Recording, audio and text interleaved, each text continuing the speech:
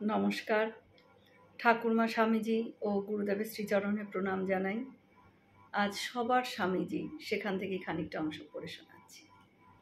স্বামীজি যখন একান্তে থাকতেন তখন অনেক সময় মানুষের দুঃখ দুর্দশার কথা ভেবে অশ্রু বিসর্জন করতেন। তার বিদেশ থেকে ফিরে আসবার পরের ঘটনা, বলরাম বসুর বাড়িতে স্বামীজির সঙ্গে দেখা করতে এসেছেন স্বামী তুরীয়ানন্দ মহারাজ। তিনি দেখলেন যে গভীর চিন্তামগ্ন হয়ে স্বামীজি বারান্দায় পায়চারি করছেন। তিনি যে এসেছেন স্বামীজি তা টেরই পেলেন না। একটু পরে স্বামীজি চোখের জলে ভাসতে ভাসতে মীরাবাইয়ের একখানা বিখ্যাত গান গুনগুন করে গাইতে লাগলেন। নিজের হাত দুখানি মুখ লুকিয়ে রেলিংয়ে ভর দিয়ে বিষাদ ভরে স্বামীজি গাইলেন।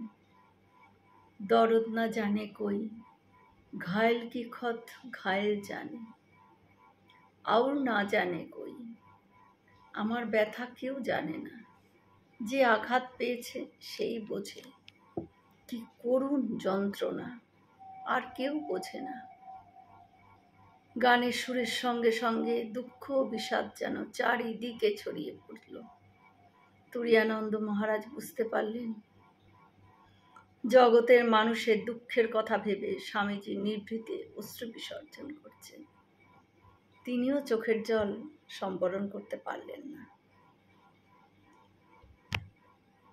সুখের অস্তিত্ব যেমন আছে, দুঃখের অস্তিত্বও তেমন আছে, দুটোই মায়াধীন। শ্রীরামকৃষ্ণ বলেছেন, সুখ দুঃখ এ দুটোই দেহ ধারণের ধর্ম। এসব আত্মার কোনো অপকার করতে পারে না, তবে দেহাভিমানী লোকেদের কষ্ট দিতে পারে। ধোয়া দেওয়াল ময়লা করে, আকাশের কিন্তু কিচ্ছু করে না, কিছু করতে পারেও না। দেহ ধারণ করলেই সুখ দুঃখ দুটোই ভোগ করতে হবে। কি জানো, প্রারব্ধ কর্মের ভোগ সব।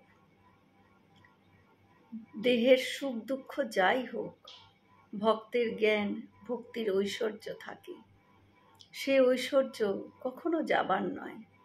দেখো না, পাণ্ডবদের কত বিপদ, কিন্তু এ বিপদে তারা চৈতন্য একবারের জন্যও হারায়নি।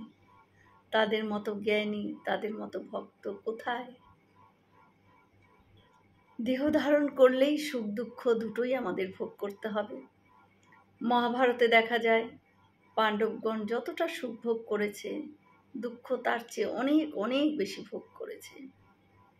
কাজেই জগতে আসাই সুখ দুঃখ প্রারব্ধ কর্মের কর্মফল হ্রাস করার জন্য।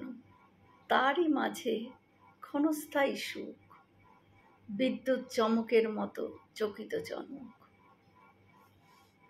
নমস্কার। হয়তো অনেক ভুল ত্রুটি করে ফেললাম, ক্ষমা করে দেবেন। সকলে ভালো থাকবেন, সুস্থ থাকবেন। ঠাকুর মায়ের কৃপা দৃষ্টি সকলের ওপর বর্ষিত হোক। শুভরাত্রি।